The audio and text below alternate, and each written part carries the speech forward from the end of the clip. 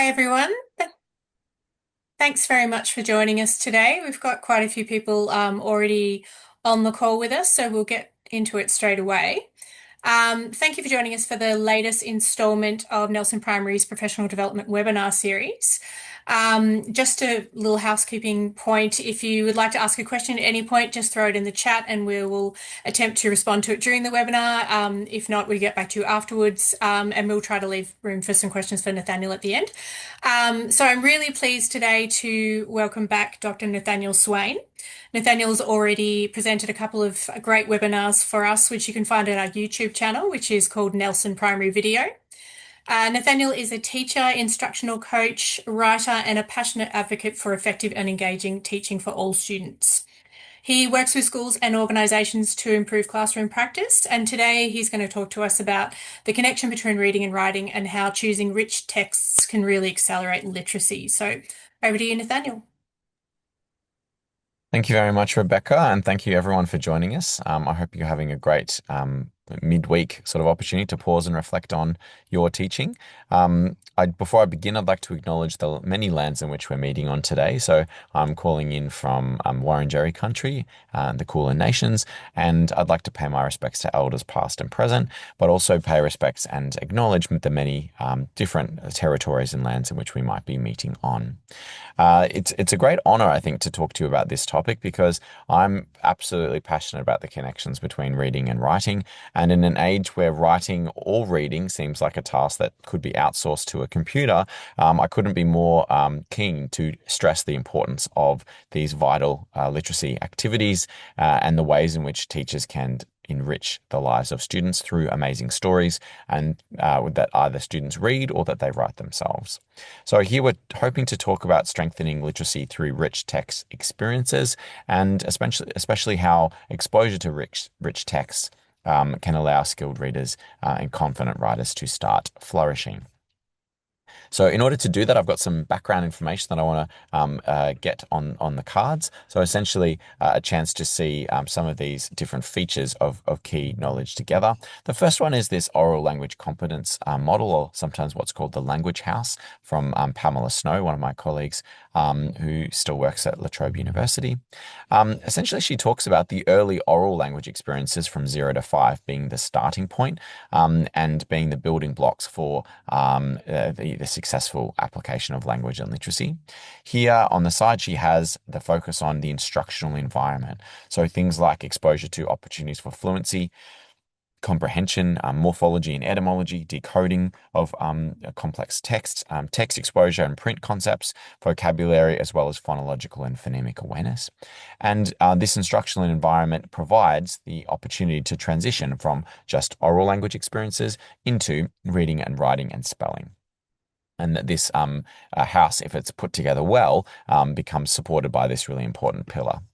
The other important pillar that she has on this side is the development of pro-social or interpersonal skills. So a home language and literacy environment that is conducive to language and literacy learning, both in the sense of formal literacy opportunities such as fiction and non-fiction texts. But here, Professor Snow is also talking about the importance of the social emotional environment as well, and the social cognition that's developed through successful social interactions. So things like scaffolding from parents and teachers, the focus on structural and pragmatic language, so what's appropriate or inappropriate in different contexts, or how can we maintain politeness in different social situations, the chances to use oral language for rich experiences, and the early predictors like serve and return interactions, so giving children a chance to have lots of rich oral language experiences before they ever put pen to paper. And through this, the building of social and human capital.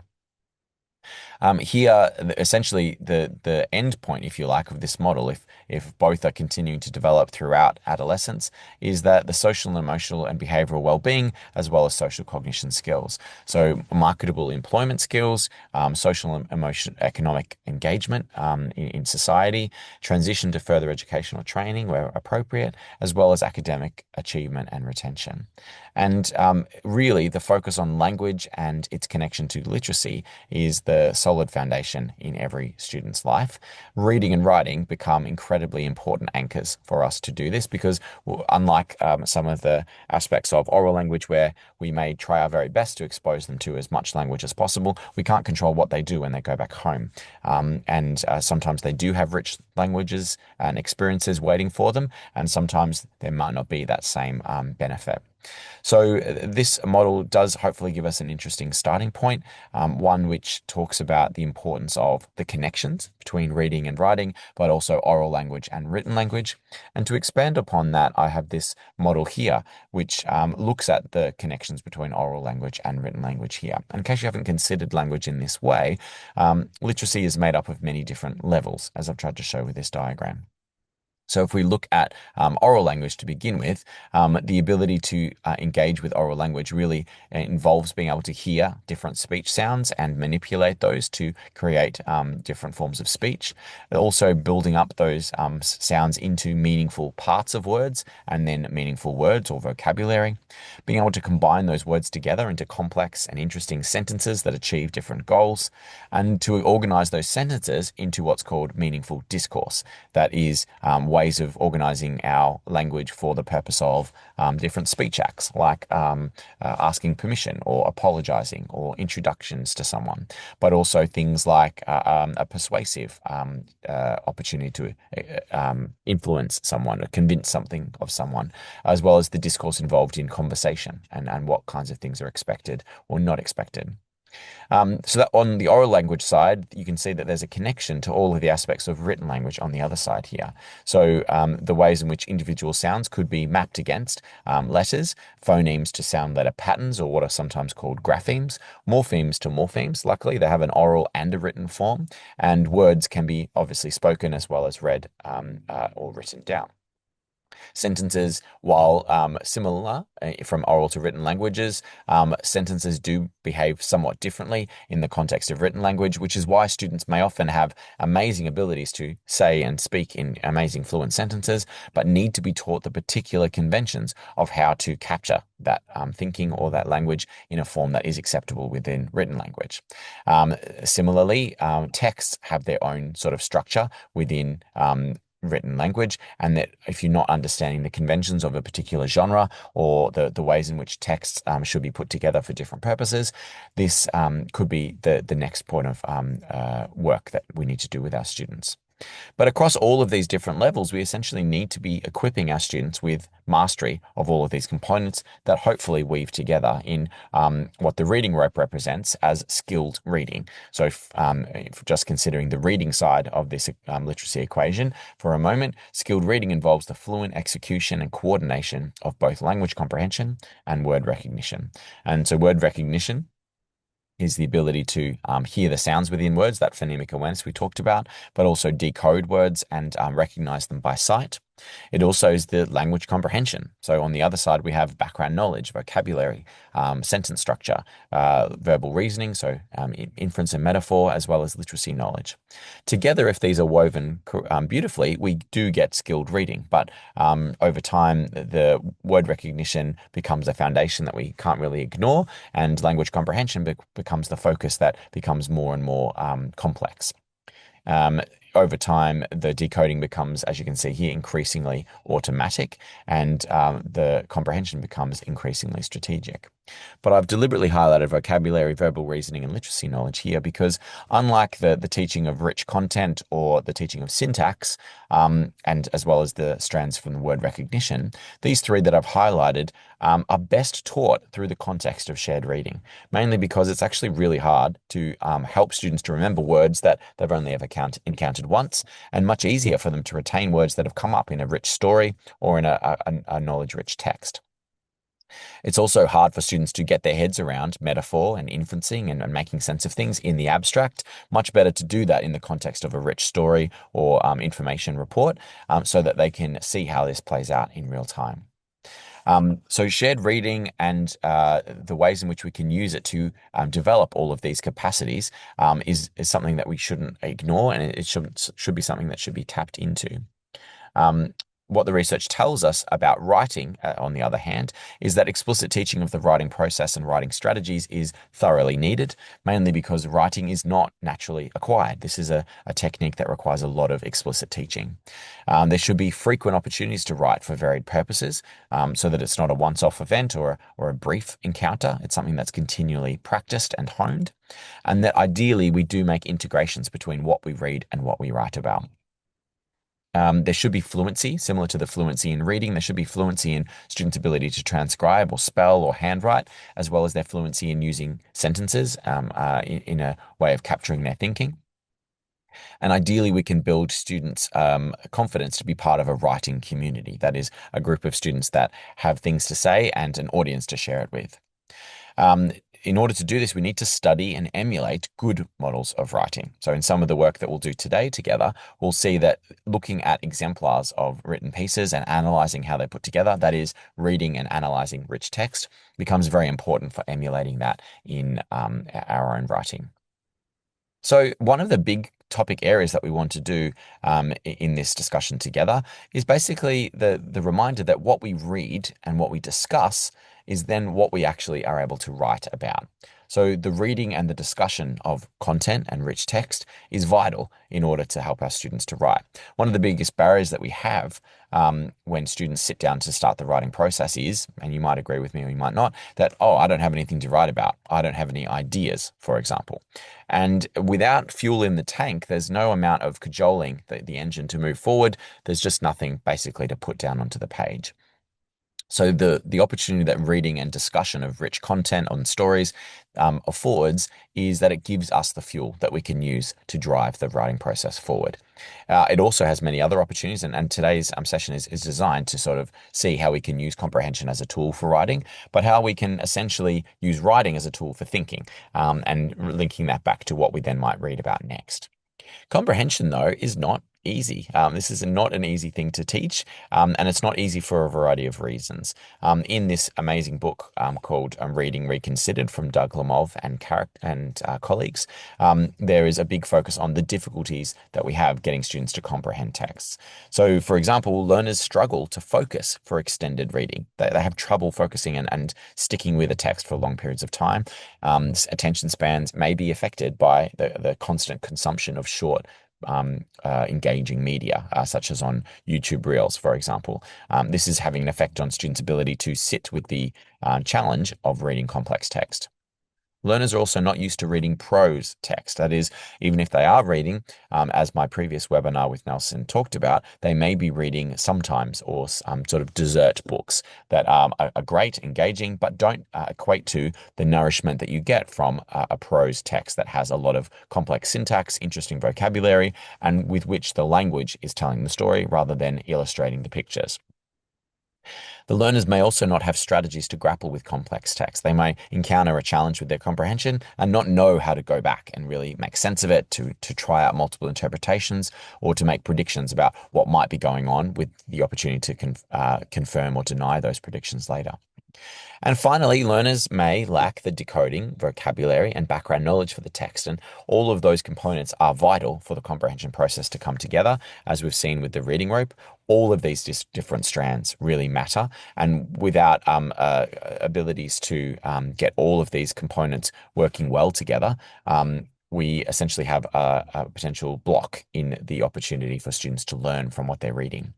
So comprehension is not easy, but it is vital. And I'm going to break down all the different ways in which comprehension could be developed across those different levels of language. Back over here, we talked about language, both written and oral, having multiple levels. So here I'm about to work up from the word level onwards to sort of look at how we can develop comprehension and use it as a stimulus to help support students' writing and expression. So our first stop is vocabulary, the humble word, so to speak.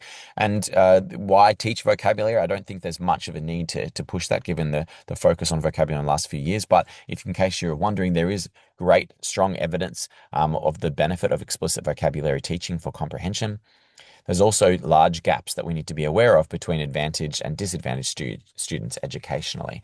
So those with rich language backgrounds, as Pamela Snow's language model talks about, have access to those rich opportunities to practice and to hear oral language in context. And as a result, they also may have more literacy opportunities being read to and reading themselves at home more often, which means that those students without those privileges essentially have very different vocabularies to play with and may find it even more taxing to make sense of text. There's something called the Matthew effect in reading and in other aspects of the curriculum, where the rich get richer and the poor get poorer. And there are sometimes millions of words different in the number of exposures that students have had to oral vocabulary before the age of 5, for those that are disadvantaged compared to those that have those advantages. In terms of teaching vocabulary, some of the rules of thumb is that we essentially need to be explicit, so really trying to teach students what the word is and how it works, but actually focus on the context and how it can be used, the meaning, as well as its function. So helping students to put those words into sentences and link them to related words is very important. And they can be related in terms of synonyms, but also related in terms of antonyms as well. They relate in an opposite sort of way. If there isn't an opportunity to contextualize these words, as I've hinted at, it's possible that words will be forgotten. So some of the best places to teach rich vocabulary is actually through rich reading opportunities and rich text. As Beck and McCowan's book, Bringing Words to Life, will attest, which you haven't read. If you haven't read that book, it is absolutely vital to get your head around it. But don't just read the section on tiers vocabulary, such as tier 2, 3, and tier 1. Actually, look at their advice about how best to teach vocabulary, and it will be much more contextualized than you might have thought. So here I've got a little sample, if you like, from some of the text offerings that are there in Nelson's Nova Star series. I've talked about this series before in the work that I did on bridging prose and knowledge-rich texts. And what I love about the way that these are put together is that key vocabulary is often bolded and is made prominent so that students can know that this is a keyword that they'll need to know, and then explained later in the text as part of the glossary. So here we've got the word calculate, being a tier 2 word that's being featured here in this text about megalodons. And here we've got another word, cartilage, which is then explained. The megalodon's skeleton was made of cartilage, and as we have the explanation, which is softer than bone. Cartilage does not last long enough to turn into fossils, which makes it harder to get those megalodon fossils that we want to analyze to see those in action. So what I love about the feature of vocabulary in some of these texts is that it is deliberately designed to make the words that teachers can then teach with or can put a focus on front and center, so that we can then take those words from that meaningful context and unpack its meaning as well as its function, and help students to put those words into sentences of their own. So if you're ever trying to teach vocabulary, starting with the rich text that you're already going to read with your students is a very clever idea, because it's hard to invent a meaningful context. When you're reading a text, you've already got the meaningful context created for you, which is fantastic. The next stop that I wanted to make is on background knowledge. And knowledge is something that I talk about a lot in much of my work. And the reason it's so vital is that knowledge forms the connection points and the backbone of how students will grapple with the content of what they read. Without adequate background knowledge, as my previous webinar with Nelson also talked about, students may be stuck at the gates of not being able to access the text, because no matter how good their decoding or sentence structure knowledge is, if there's content in there that they don't have background knowledge of, sometimes the text will literally become impenetrable, unable to be understood. So a knowledge-rich approach or a knowledge-rich curriculum is one solution to this, where you deliberately choose many examples of rich fiction and non-fiction texts that are deliberately chosen throughout multiple subjects in order to give students a backbone of rich reading and writing experiences that then form an opportunity to create discussions, hands-on activities, writing, drawing, mapping, and exploration tasks, as well as more discussions and presentations, which ultimately lead to big ideas and concepts. being mastered and becoming more nuanced and rich over the time. So, what holds a knowledge-rich curriculum together, if we're wanting to make knowledge a focus of our work, is actually a lot of reading and writing, and not just reading it for the students or telling them information from a textbook, but actually helping students to do that process themselves or in a shared sort of way so that there is opportunities for guidance and practice. Because we want students eventually to be reading for meaning themselves, to be searching for new information off the back of their own reading and writing opportunities. The curriculum, as a result, needs to act not just as a window into other worlds, although that has a great role, but also reflecting back the lives, experiences, and values and cultures of our students. So, curriculum has a dual role in that sense of reflecting the diversity and uniqueness of our students, reading stories, learning about parts of history, geography, and science that reflect some of those backgrounds is very vital, but also as windows into worlds, both real and imagined worlds, that are completely outside of our students' experiences. Reading has the opportunity to do this in the sense that it gives students access to stories that otherwise they may have never experienced. And when they do studies of the brain, they show that if you read a really great story, your brain treats that experience that the character has gone through much akin to you yourself having gone through that experience. But luckily for some of the adventures and dangerous pursuits that many characters and stories get up to, we don't have to do those dangerous things in order to have that same thrill as well as learning opportunity for what that might be. So here, this window is really a window into completely other worlds and other lives. And through that way, we can enrich the lives of our students. So don't look past the value of background knowledge. Ideally we should build broad and powerful knowledge that our students can learn from, and avoiding simple self-centrism is what we're looking for here. So you can be tempted just to show them text about things that they already know to build that familiarity and resonance. But actually, we also want to give them things that act as a window into other worlds also. And Michael Young's work on powerful knowledge is quite helpful here. So giving students access to ways of predicting and explaining phenomenon around them, both in a scientific, historic, and cultural sort of lens, can enable individuals to understand the world and anticipate how things work, which then fosters deeper comprehension of texts that they read or stories that they want to engage with. It also enables more innovation and alternative thinking. So the more knowledge that you have, the actually more creative and critical you can be about the knowledge that you take in next. And knowledge is very sticky, so the more knowledge you have, the more knowledge will actually stick to you. Finally, knowledge as a lever to pull within school, that rich text experiences that have embedded within them content that would otherwise not be known to those students, can ensure that every student can access that knowledge that is vital for fairness and equity and unlocking of future opportunities. We know that the reason why having a strong backbone of rich content knowledge that we want our students to learn is not just for the sake of reading and writing, it's also for opening up doors and possibilities for students in their future.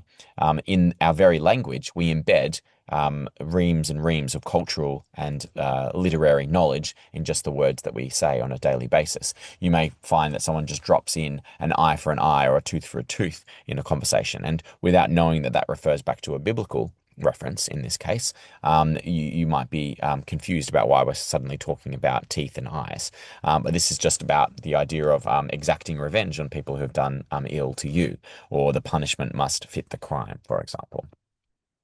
So, what I love about, again, the opportunity to build knowledge in some of the resources that you have available to you now, including the Nelson Nova Star series, is that these texts are put together in such a way that we give that rich content knowledge to our students. And whenever they are reading for meaning, they've got a chance to go much deeper and into richer sort of content areas than they have before. So this is from a text that's actually about forests in the clouds. So essentially the processes of the water cycle. Students are giving a chance to go deep into the scientific understanding about how water works and how it moves around the world.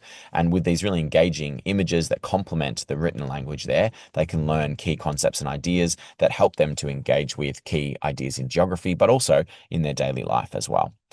So there are rich opportunities here to build that background knowledge by using rich texts, and these do play a part in closing the gaps between those students that already have this knowledge because they're lucky to have received it elsewhere from museum trips or trips overseas, versus those who otherwise wouldn't know this knowledge. Our next stop is figurative language and literary devices, and essentially a set of forms of language that otherwise wouldn't be exposed to our students if not for rich reading and writing experiences. Obviously, it's possible for our students to write fairly simple and rudimentary stories if all they have access to is the same kind of genre. And not to throw any particular books under the bus here, but there are some genres of books that are targeted towards children that have very distinct styles that are not like the literary traditions or styles of other genres, which may mean students' stories are limited to highly dialogue heavy, sound effect inducing, choppy kinds of text that are deliberately mimicking things like 13-Story Treehouse or The Bad Guys or other sort of text like that. Now, there's nothing wrong with those books, but if that is all that you have in your reading diet, it does mean that sitting down to write something that's more slow or labored or poetic might be too much of a stretch because you've actually never had access to those kinds of uses of language. So, figurative language is built upon the foundation of literal understanding, and it's about using words and phrases in a more sophisticated way. Um, Obviously, figurative language features more and more in children's literature, but also we hope to see it in children's writing in the way that they cleverly use literary devices to get their points across in their own writing. Interestingly, the greatest predictor of understanding of more complex language is the quality and the quantity of reading experience at home. So the research shows that what students read at home and for how long and the quality of that reading experience does dictate a lot of what they're able to do in terms of understanding complex language and therefore writing using that complex language. So investing in texts that include a range of these different figurative devices is a really important thing. And ideally, we get them to take them home and to engage in that material in their own time. So some of the examples of figurative language from rich texts that we will find include idiom, metaphor, and simile. We've got analogy, where one thing is compared to another, allegory, where something stands in for another and represents it, such as the animal characters representing characters from the Russian Revolution within Animal Farm.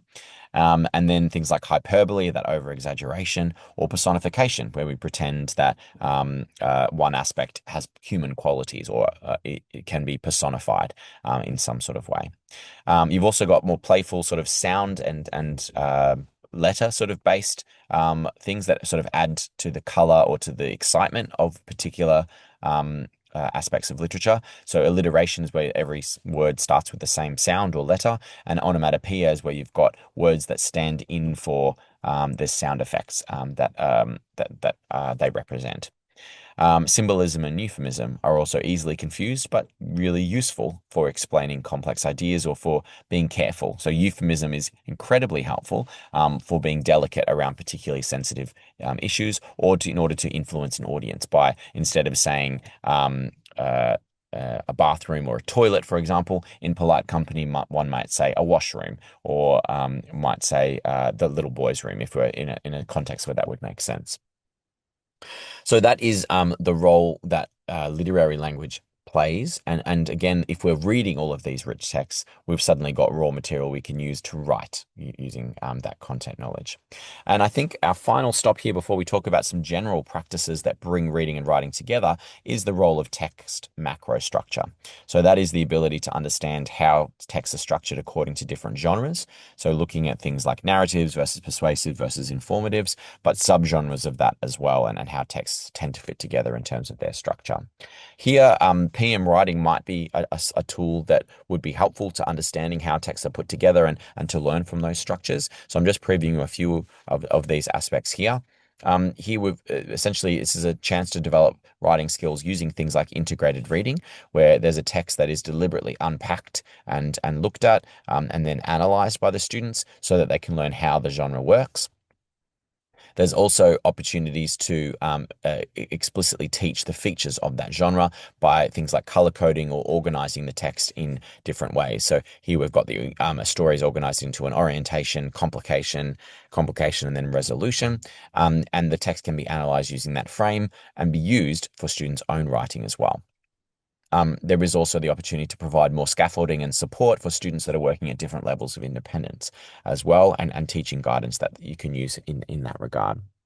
What I really like about the way that this is put together is there's opportunities for students to engage in this on the screen in terms of a whole class sort of presentation at the front of the room, but there's also chances for students to look at this in print form as well, so they can get pen and paper happening in terms of their writing, but also their reading experiences too. In terms of key routines to bridge reading and writing, this is the focus of what I want to talk about next. There's essentially some strategies that you can use to make the link stronger between reading and writing and to help build strong writers.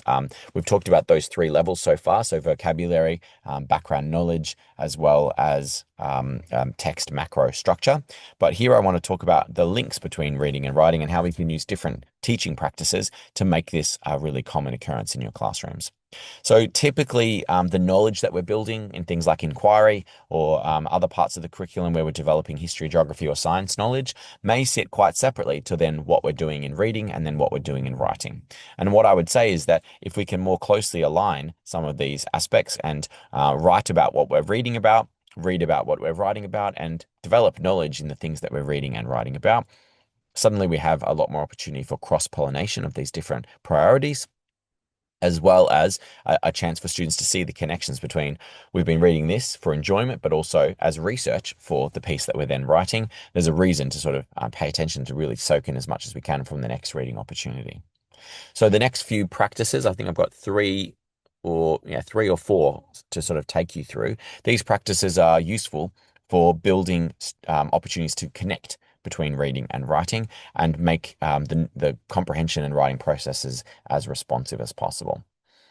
Just flagging, we've got about 15 minutes left before we start taking some questions. If you do have burning questions, I'd love to hear from them and we'll try and get through as many of those as possible in the last 10 or 15 minutes. So interactive read alouds are a really powerful practice that sometimes are used really well in primary settings, but sometimes may be overlooked as tools that we can draw upon. Essentially, our job when we're reading a text to students is to try and bring the text to life. And we can do this using a variety of strategies, essentially trying to bridge what students can do by themselves in independent reading and what they could do as a whole class or as a shared reading opportunity. So in terms of words, you can really carefully and distinctly pronounce the words of the story and get students to pronounce them as well, so that key vocabulary sticks with them. You can also build up things like emotional suspense through the emphasis of certain words and phrases and by using pauses and short periods of silence. So when you read aloud, it doesn't have to just be a monotonous sort of process. In fact, we might want to make it as varied and emphasized as possible to build that sense of enjoyment. Your voice can also be used to vary things like pitch, as well as tempo and rhythm, and depicts changes in mood, suspense, enhance story meaning. You can also change volume as well, so bringing things quieter in moments of tension or focus, and then louder with moments of climax and resolution to a challenge. In terms of your expression, I always find that the use of gesture can really help students understand particular vocabulary. So if a particular vocabulary word that you've taught has come up, let's say the word is rapid, and you're saying that something is rapid, every time you say that word, you can provide the gesture to match it. When a story reaches a moment of suspense, the storyteller could also use their expression to lean closer to the audience, to widen their eyes, and to use those nonverbal cues to signal that something important is about to happen. And finally, I'm a big fan of doing characterization, so different sounding voices for different characters. If you're not as confident with that, you could, for example, get students to read certain characters. So have one student that is taking on the role of that character and another with a different sounding voice playing a different character. But I quite like including the option for the teacher to take on the characters' roles. And I do this with my own kids at home when reading different texts. All the characters have different voices, which make it easier to comprehend, interestingly, because no one gets confused about who's talking, but also increase the excitement and enjoyment. So that is the opportunity to build that sense of interactive read alouds. Essentially, if we're not getting that feedback and that chance to hear back from our students as we're reading aloud, it may be a lost opportunity where students are zoning out and not paying attention. Ideally, we make it as engaging and as informative as possible and essentially bring the students in to the text as much as we can. The next one I want to talk about is the idea of using bridging prose in order to build accountable independent reading. So luckily in the series like the Nova Star series, you have got a range of different books that would count as bridging prose. This is a term that I've invented, by the way. You won't find it in the literature, but it's describing texts that essentially bridge the gap between texts that could be read independently, such as a decodable, and those that are somewhat out of reach. So once they're finished with decodable texts, what do? Well, essentially these books kind of bridge the gap between what they were reading, a decodable, and what they could be reading, which is a standard children's chapter book or a trade book that has a significant number of chapters or features in them. Often students will go from a decodable to what I call a dessert book, and unfortunately, no amount of reading those texts will get you to Oliver Twist or to Enid Blyton, for example. We need to give students a chance to practice on increasingly complex texts, and these do really fill that void. There are others in your collection that you may have used, such as previous level texts that no longer are organized into levels. You could potentially repurpose those as bridging prose texts as well. But that is something to consider as one of the options available to you. But here I want to describe a practice where, in addition to things like paired fluency reading, which you may be using in your group, that you can actually build in opportunities for accountable independent reading. Now, the reason why the accountable is important is because what I'm telling you next is not the same as drop everything and read or sustain silent reading. This is a chance to hybridize that approach so that it is not just a nice time to sit and have a chat and read, because some students we know who need us most may use that chance to hold the book, sometimes the wrong way up, and pretend that they're reading for those 30 minutes. As long as they stay quiet, no one will know, no one will notice. The accountability becomes very important. I have a quote from Carl Hendrick that I'm going to put up that ironically says what it sort of demonstrates the effect that it's talking about. So I need to not speak while you're trying to read it so that you can put all your attention into trying to comprehend it. So here you go. Have a read of this quote and then we'll talk about it.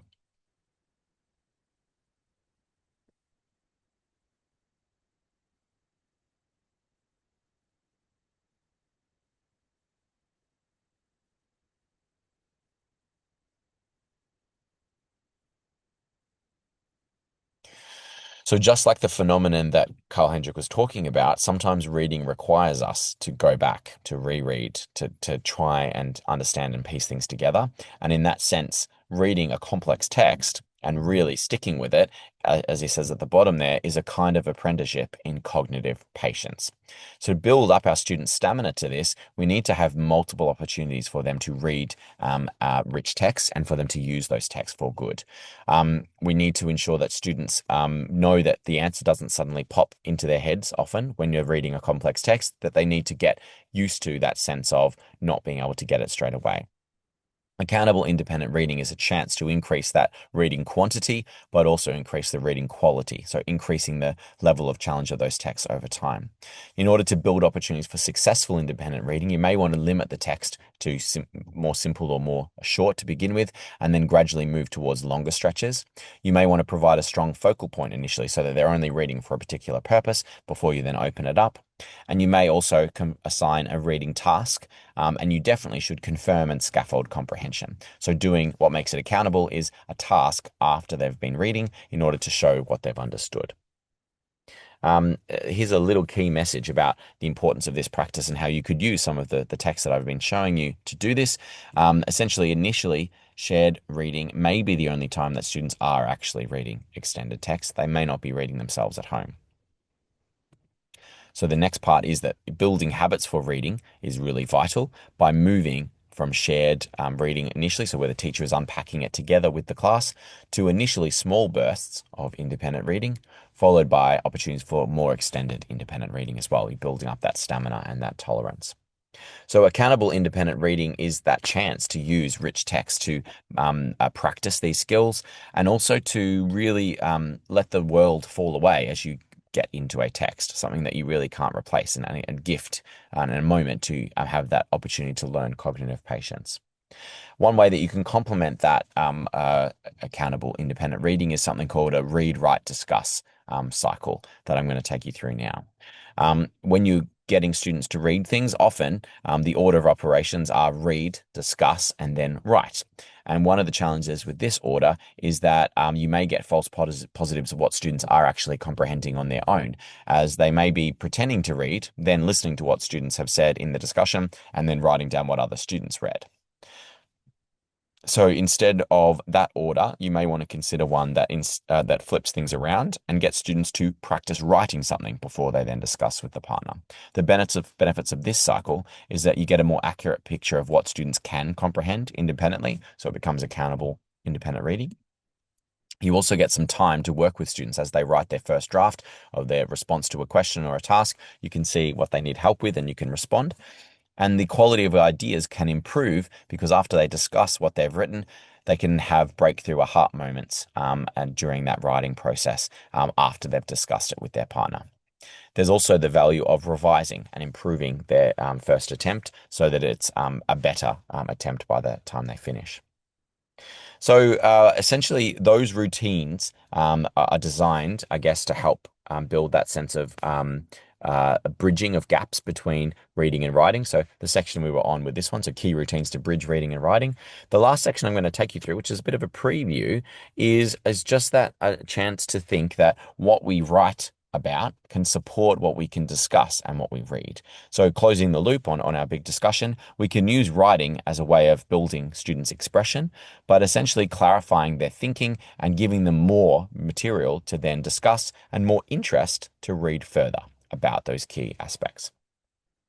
So what we write actually can support what we can discuss and read, because as we analyze and write particular text structures, we learn about its genre features. We learn about what's needed in a persuasive and what kinds of literary devices or persuasive techniques. We learn about the structure of a narrative and how it's put together, which then gives us an appreciation of how narratives works when we read another text. Paragraph structure also can allow us to help organize our thinking and give us a frame in which we can respond to texts. And that paragraph structure is a chance for our students to really consider how texts work at the incremental sort of level, and then allows them to appreciate and discuss what an author might be doing with another text at that paragraph sort of level. In terms of sentence structure, this is a chance to get students to practice writing and making their sentences more complex, which is infinitely easier than reading a very dense paragraph with complex syntax and trying to understand it. So if you are going to work on syntax, the reason why it's here and not earlier is because I highly recommend working on sentence structure in the context of students writing. And then analogizing that to then new pieces. When we comprehend text, we can say, well, here's an appositive that we've learned how to add, or here's an example of a subordinate conjunction, which is showing causality, which we've also done in our writing. So this way that what we write and how we learn how to write more effectively can improve what we can then read about. Vocabulary as well, when we use it in our writing, we essentially lock it in as a word that we're going to understand much better when we come across it. And luckily, some resources that I'm featuring today from the PM Writing do have this focus on deconstructing texts and then reconstructing them in our own sort of writing. So this deconstruction of a recount is then the impetus that we use and the frame in which we can get students to practice the skill of organizing their ideas into a recount form as well. There's also the chance to help use writing as a planning process that allows us to organize our thinking a lot better. So here we've got some language features that are highlighted in this particular text, and it allows us to see all of the ways in which the recount works and how we can imitate some of these in our own writing as well. If you haven't come across some of the practices that I'm about to show you, this is just like a little sneak preview, so to speak. But essentially, we can organize our thinking much like we're looking at a big picture of a topic, or in this case, it's an actual picture. We can organize our thinking through paragraphs by using something called a single paragraph outline. And that seeks to take the big picture of, say, the topic, such as a busy city, and to organize it into a logical sequence. So this is how we can take that big city and organize it into a topic sentence around urban areas and come up with some key ideas that sit underneath that topic sentence. These are called supporting details. And a concluding sentence would appear underneath to tell us how we can cap off our paragraph. What I love about this structure is you can use it obviously to plan and then to draft a paragraph, but you can also use it just a way to organize your thinking about a topic that you've read. So after you've read a rich text, the teacher can provide a topic sentence, which is the frame what they're looking for. And here the dot points could be things that students learnt from the text. And as a result, they could write this paragraph and draft it because they've just planned it out, or they can just use this as a frame as well.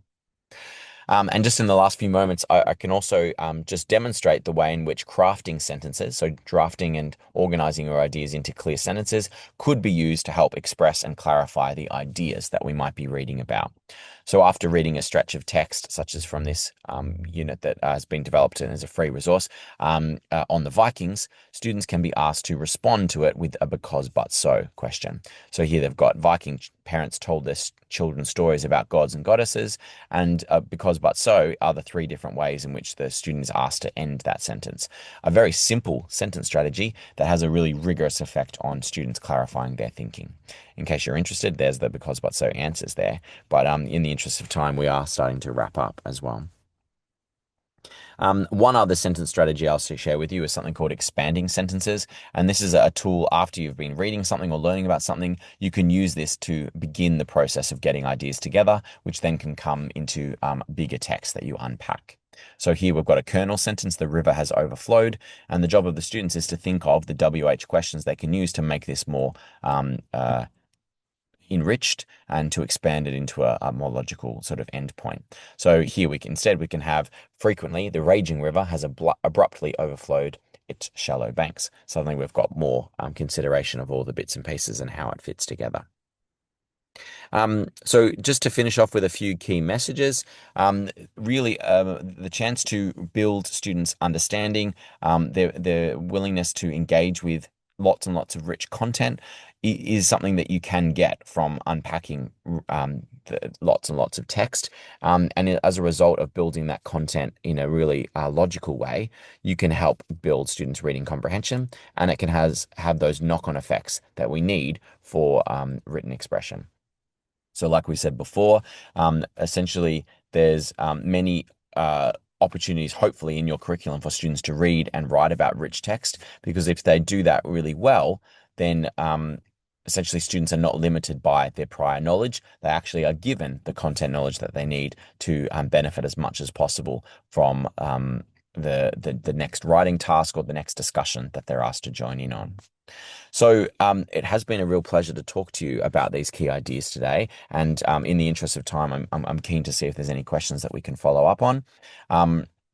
Just to reiterate some of those key ideas there are really strong links between reading and writing. And if we read rich texts and give students a backbone of key reading opportunities, that this does form the raw material that they need in order to become proficient writers.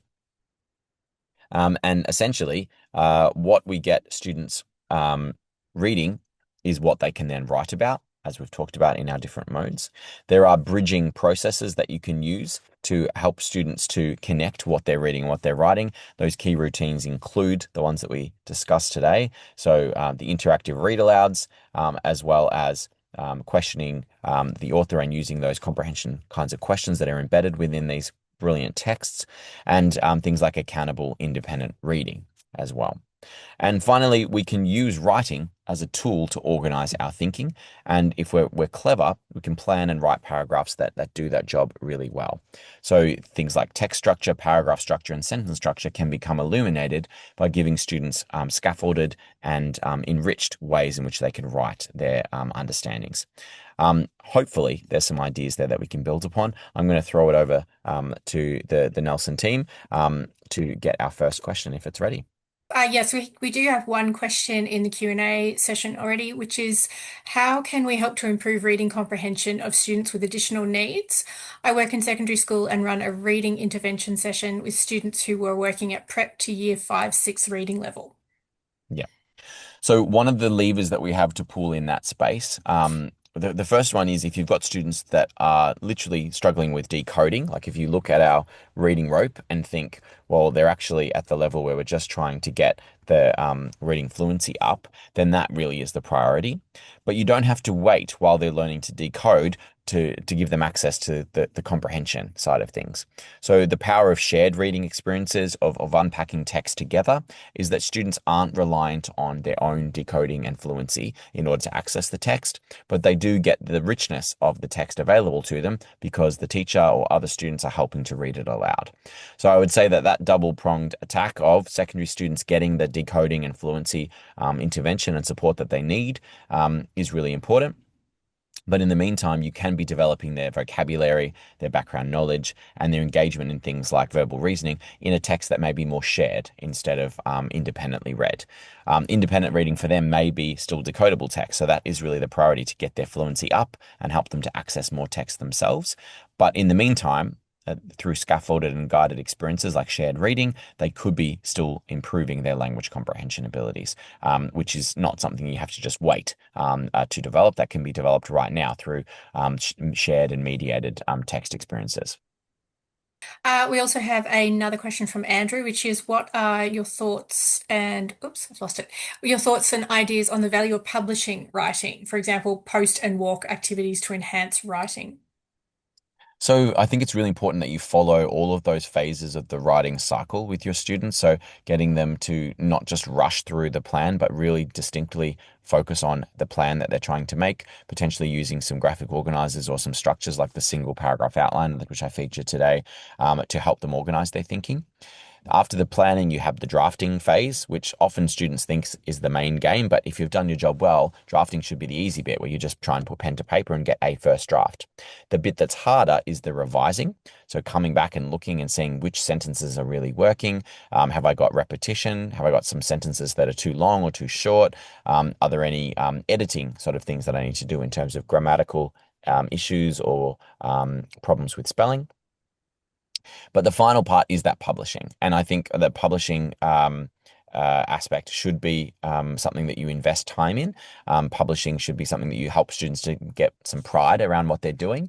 But obviously, I wouldn't say that you should rush the planning and rush the revising just to get to the pretty Word document at the end. Ideally, students also have that chance to practice really rigorously putting a plan together and rigorously revising their draft because at the end of the day, the planning and revising, I think, are the most important processes. Publishing, though, does create a sense of importance and a sense of motivation. So I think it's an important part of the process to include, not for every single piece because it might be unfeasible, but for some key pieces throughout the writing curriculum. Okay, as a publisher and editor, I agree with all of that. Um, Or good. I hope I haven't said anything that doesn't reflect the actual industry sort of approach no, to no, writing not as at well. all. But planning and revising, I think, is where it's at, isn't it? Sure. Okay, we've got a question from Erin, which is in independent accountable reading, should students be reading from a shared text or can they use their own individual text? Great. So you've got options there. So if it's a routine where every student is set up and they have access to their own text, they could be working on a different one, in which case you may be able to provide some slightly easier, sort of more accessible text for those at that sort of level of challenge, or some that are a bit more rigorous or a bit more open-ended. So maybe some students don't need bridging prose anymore. They may be onto full trade or chapter books. So essentially, what makes it accountable is the questions or the tasks that follow, and the checking of those answers or the checking of those responses. However, if you do want to bring them all together in a shared text experience, the benefit is it's a lot easier to verify that they have understood because there's only a certain number of answers that students can produce from reading that stretch of text. And you also have the chance to scaffold those students who otherwise would be reading a simple text. You can scaffold them to access something that is quite difficult. The first time they read it might be somewhat of a challenge. But through explanation and modeling of the comprehension process and teaching of key vocabulary or background knowledge, students can then do a second read independently, which then can allow them to get more competence as well as confidence and to be able to answer questions in a more confident way. So I'd say that both of those options are available, but you need to be specific about how you're choosing that so that it is done for a purpose. And accountable independent reading doesn't just become the new version of sustained silent reading, which can revert to students pretending to be reading for 15 minutes straight and everyone hopefully having a lovely time. Okay, the next one's a hopefully quick and easy question, which is can you give an example of what you refer to as a dessert book? Yes, so I've hinted at them in some ways, and I use the word dessert. I haven't used anything derogatory. I think I'm a big fan of dessert myself if we're thinking about food. And but it's just that if all your children and that you served in your schools, if they only ever had dessert, that would be probably something of a concern in terms of a balanced diet. So here we are talking dessert books, maybe things like highly graphic novels that really have the visuals telling the story rather than the prose text. Also things like the Treehouse book, so 13 Story Treehouse, or really popular ones like the Bad Guys or Ninja Kid. Although there are some text in those books, the images and the use of dialogue means that they're just not as difficult to access, which is probably why they're very popular. They're also play back in your head a bit like a movie, in which case there's not as much comprehension challenges. And it's quite hard to go from dessert to a full course meal of grains and vegetables, which is the equivalent of what your pros might be. Now, you might not like vegetables yourself, but we know that there is a value in having a balance in your diet. And we do want students not to be limited to simplistic books. We want them to be able to pick up a difficult book and to see it as a valuable window into another world or as a way of reflecting their own experience in a more nuanced way than they have before. So really, I'm not trying to be derogatory or anything towards any particular kind of book. It's just that some books are easier to read and the students gravitate towards them. And many trade publishers are desperate to publish them because they just want to sell books.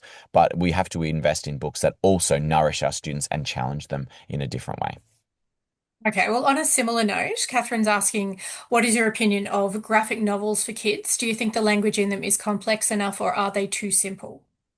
Well, graphic novels can be part of that diet, like I've said. But in general, when they've done studies on graphic novels and the syntax within, the language tends to be simpler. The syntax tends to be more easy, but also the fact that students can gain the messages and essentially double check their comprehension using the images essentially means that they don't have to develop the cognitive patience required of a prose text. So, like Carl Hendrick was talking about, sometimes you read a passage and go, what is this author on about? Like, what are they even trying to say? And that is actually the gift of being able to learn how to read, is that you are taught that some things aren't clear immediately, and that the work of problem solving and reasoning with the text, or questioning the author, as the technique likes to say, is actually sort of the importance of it. There isn't many activities that we do that require such attention, focus, and repetition of effort. And if we only have graphic novels as our main sort of reading material, the risk that we have is that students don't develop that cognitive patience and they essentially gravitate towards things that are flickable and that they could easily consume. And don't get me wrong, sometimes students spend a long time examining and looking at those illustrations, and that is a different set of visual literacy skills that are still valuable. It's just not the same as the literacy skills required in prose text. It's a different set of capacities. So if you want students to develop that richness of ability across many different texts, you've got to not just have graphic novels or dessert books. You've got to have some prose text, and if they can't do prose themselves, use those bridging prose texts like the Nova Star series. Yeah, well, the Nova Star series does actually contain two, maybe three graphic novels as well, where we were trying to sort of still achieve the same things that the other Nova Star books are doing, but in a graphic novel format as a way of attracting perhaps reluctant readers to that Yeah. series. So they can sort of straddle the line too. And also with it's sort of along the same lines as well. Somebody is, you referred to the bad guys in your previous response, and they're mentioning And my that kid loves they, that book, don't get me wrong. I think he's up to episode 18 or something like that. oh So he wow. he's a big fan of it. But if that was all that he was reading and he was Yeah. reluctant to pick up anything else, I would be concerned as a parent. Yeah. Well, the person asking this question is saying that they do intend to use the bad guys for year two reading assessment as an introduction to a novel study. So the kids will only need to read 2 pages and answer comprehension questions, and the rest of the book will be read and unpacked with them. And they're asking, should they perhaps avoid using that book for that purpose? Well, essentially, when you're choosing a book like that, it's highly engaging. So you're going to get lots of engagement and motivation, which is great. But you may get that same experience when students read that book themselves. Sometimes a book that you choose may want to be one that is deliberately one that students wouldn't just pick up themselves because you're the one picking it up. And instead something that with a little bit of help and scaffolding from the teacher essentially gives them access to a text that they wouldn't otherwise get and gets them ready to pick up a text like that in the future. So one reason I probably wouldn't gravitate towards teaching with materials like that is because students are probably already hooked to that Mm, genre already.